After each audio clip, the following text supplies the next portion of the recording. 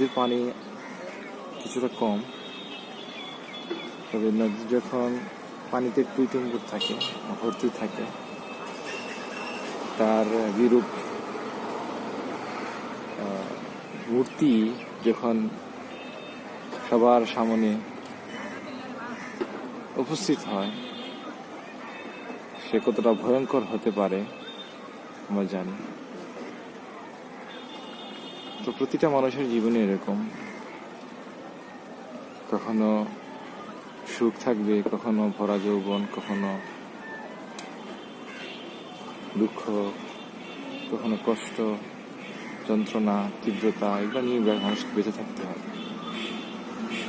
তো আমরা নদীর সাথে তুলনা করি আমাদের জীবনটাকে। হয়তো এখন সে পানি শূন্যতায় ভুগছে, পানি নাই তার, কিন্তু এমন একটা সময় আসবে যখন তার কাছে পানির কোনো কমতি থাকবে না।